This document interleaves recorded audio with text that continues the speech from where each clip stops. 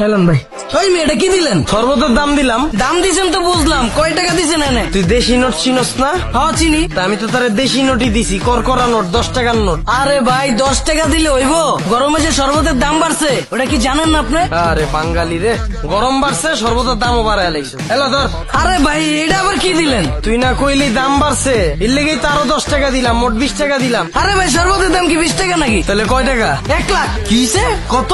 এই বেটা, শরবতের দাম আবার 1 লাখ টাকা হয় কেমনে? ফাইজলামি করস তুই? ওই ভাই দোকানকার তোর ব্যস্ত আছে কে? তুই দাম কে চাইবো? তুই তাহলে তো হইলাই রে ভাই, 1 লাখ টাকা দেন। এই বেটা, তোরে কিন্তু আমি ফাইরা থুম মজা লইলে। ভাই আজকে গরিব অসহায় সর্বতলা পায়া ফারতে চাইতেছেন ভাই। ঠিক আছে ভাই, পারেন, সমস্যা নাই, কিন্তু ভাই ঠকায়েন না ভাই। 1 লাখ টাকার একটাও কম দিয়েন না ভাই। তুই কি মজা লস আমার লগে? এই বেটা, 1 গ্লাস শরবতের দাম 1 লাখ টাকা কেমনে আমার বুঝা? ভাই আমি 1 লাখ টাকাই বেচি রে ভাই। এই যে দেন লেখা আছে শরবত প্রতি 1 গ্লাস 1 লাখ টাকা। এই বেটা, তুই মজা লস, আর তোর শরবতের দাম তুই পিছে বসিস কে? সামনে বস নাই কে, যেন কেউ দেখতে না পারে? এই বেটা, তোর 1 লাখ টাকা দিয়ে এই শরবত কেউ খাইবো?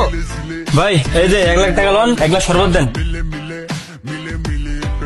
এলন ভাই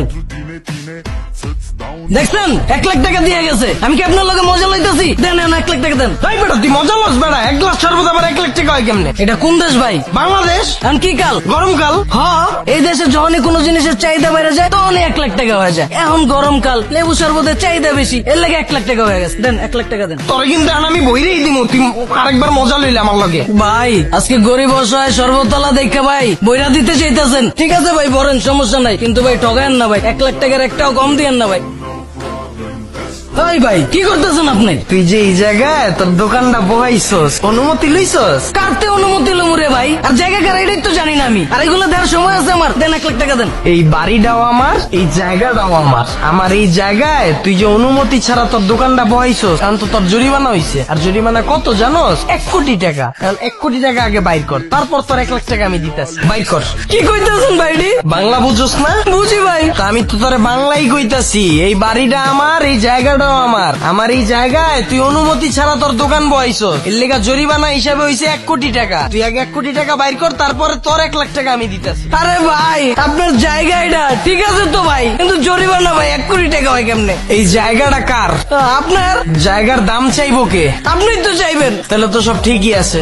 1 কোটি টাকা বাইর কর, তারপর তোর 1 লাখ টাকা দিতেছি। চালু কর, চালু কর, সময় নাই। ভাই মজা লয়েন না ভাই। ভাই আজকে গরিব অসহায় বাড়িওয়ালা পায়া ভাই মজা লইতাছেন। মজা লন ভাই, সমস্যা নাই, কিন্তু ভাই 1 কোটি টাকার 1 টাকাও কম দিয়েন না ভাই। বাইর করেন ভাই, 1 কোটি টাকা বাইর করেন। আরে ভাই আমার এনে তো লেয়া আছে 1 গ্লাস শরবতের দাম 1 লাখ টাকা। আপনার এনে কোন জায়গায় লেয়া আছে রে ভাই? অনুমতি ছাড়া বইলে জরিমানা দিতে হইব 1 কোটি টাকা। এটা কোন দেশ? এটা তো বাংলাদেশ। বাংলাদেশে সব সম্ভব, একটু তোর ডাইনে থাকা। বিনা অনুমতিতে বাড়ির সামনে দোকান বইলে 1 কোটি টাকা জরিমানা।